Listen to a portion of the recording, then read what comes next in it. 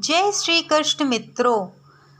भगवान कृष्ण के जन्म उत्सव यानी कि जन्माष्टमी आने वाली है। जन्माष्टमी हिंदू धर्म में एक बहुत बड़ा पर्व के रूप में मनाया जाता है। इस जन्माष्टमी कब पड़ रही है और कब है इस बार जन्माष्टमी, संपूर्ण जानकारी मैं आपको अपने सनातन धर्म डायरीज के माध्यम से बताऊंगी। और क्या है कथा जन्माष्टमी की, मैं इसके बारे में आपको श्रवण कराने प्रारंभ कर रही हूँ। तो चलिए आपको मैं बताती हूँ जन्माष्टमी की श्री कृष्ण की जन्म की कथा। भाद्रपद कृष्ण अष्टमी को श्री कृष्ण जन्माष्टमी कहते हैं, क्योंकि यह दिन भगवान श्री कृष्ण का जन्म दिवस मनाया जाता है। इसी तिथि की घंघोर अंधेरी आधी रात को रोहिणी नक्षत्र में मथुरा के कारागृह में वासुदेव की पत्नी देवकी के गर्भ से भगवान श्री कृष्ण ने जन्म लिया था। यह तिथि उसी शुभ घड़ी की याद दिलाती है और सारे देश में बड़ी धूमधाम से मनाई जाती है। जन्माष्टमी के दिन भगवान श्री कृष्ण की जन्म संबंधी कथा सुनने से कई प्रकार के कष्टों से निवारण मिलता है। और आपके जीवन में यदि संतान की प्राप्ति नहीं है तो आपको श्री कृष्ण जन्माष्टमी की कथा जरूर से जरूर श्रवण करनी चाहिए। तो चलिए आपको कथा श्रवण कराना मैं प्रारंभ करती हूँ। द्वापर युग में भोजवंशी राजा उग्रसेन मथुरा में राज्य करता था। उसके अतिथि पुत्र कंस ने उसे गद्दी से उतार दिया और स्वयं मथुरा राजा बन बैठा। कंस की एक बहन देवकी थी, जिसका विवाह वासुदेव नामक यदुवंशी सरदार से हुआ था। एक समय कंस अपनी बहन देवकी को उसकी ससुराल पहुंचाने जा रहा था। रास्ते में आकाशवाणी हुई, हे कंस, जिस देवकी को तू बड़े प्रेम से ले जा रहा है उसी में तेरा काल बसता है। इसी के गर्भ से उत्पन्न 8वां बालक तेरा वध करेगा। यह सुनकर कंस वासुदेव को मारने के लिए उत्तेजित हो गया। तब देवकी ने उससे विनम्रता पूर्वक कहा, मेरे गर्भ से जो संतान होगी उसे मैं तुम्हारे सामने ला दूंगी।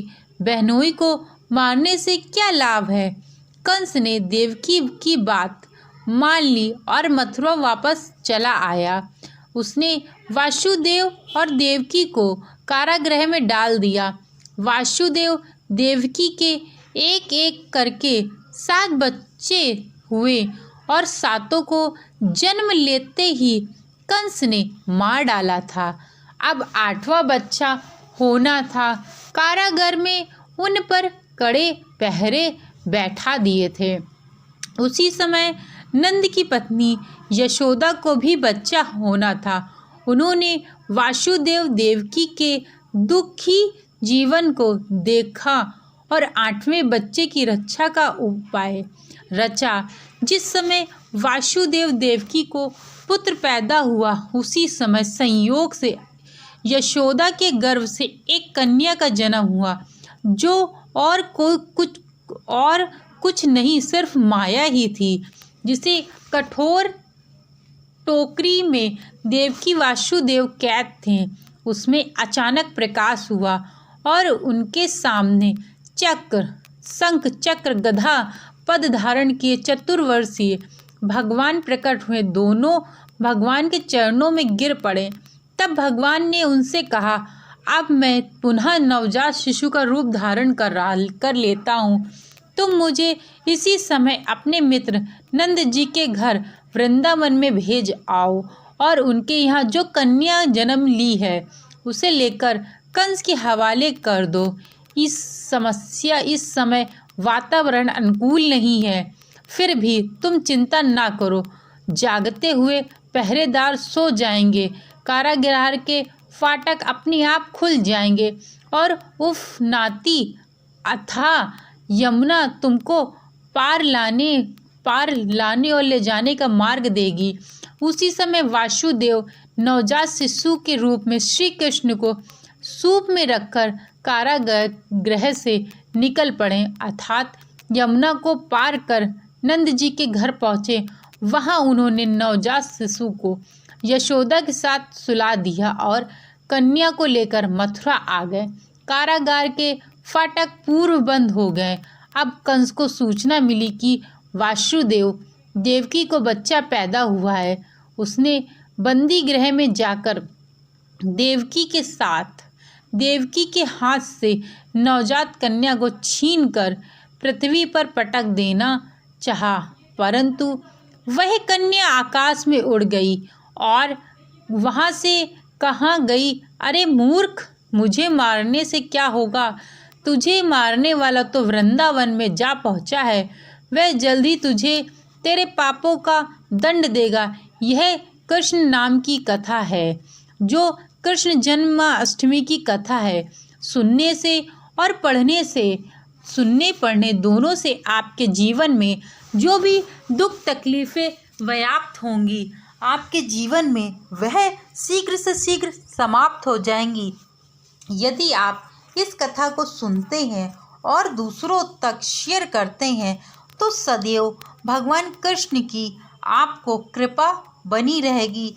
यदि कोई व्यक्ति जन्माष्टमी के दिन भगवान कृष्ण का व्रत रखता है, उपवास रखता है और सच्चे मन से उनकी पूजा आराधना करता है, तो उनके जीवन में जो संतान संबंधित समस्याएं होती हैं वह शीघ्र से शीघ्र समाप्त हो जाती हैं। आपको बता दें कि यदि कोई महिला गर्भ धारण नहीं कर पा रही है तो उस महिला को अपने घर में भगवान कृष्ण की छोटे बालक की जो मूर्तियां होती हैं उनको लाना चाहिए और कृष्ण के बाल रूप को अपने घर में लाने से उनके घर में संतान संबंधित जो समस्याएं हैं वे धीरे धीरे अपने आप दूर होना प्रारंभ हो जाती हैं। परंतु जो उनकी सेवा है वह बहुत ज़्यादा श्रद्धा भाव से की जाती है, क्योंकि यदि आप भगवान कृष्ण के बाल स्वरूप की पूजा कर रहे हैं तो आपको उनको शिशु की तरीके ही पूरा ध्यान रखना होगा, क्योंकि आप भगवान कृष्ण की शिशु के रूप में जो मूर्ति लेकर के आए हैं वो भगवान कृष्ण के बाल स्वरूप की है। और जिस प्रकार से एक माँ अपने बच्चे को पालती है उसी तरह से भगवान कृष्ण के बाल रूप में पूजा की जाती है। मित्रों, मेरे द्वारा सुनाई गई ये भगवान श्री कृष्ण के जन्म उत्सव की कथा आप लोगों को अच्छी लगी हो तो चैनल को लाइक शेयर सब्सक्राइब करना मत भूलिएगा। Thank you so much video को वॉच करने के लिए।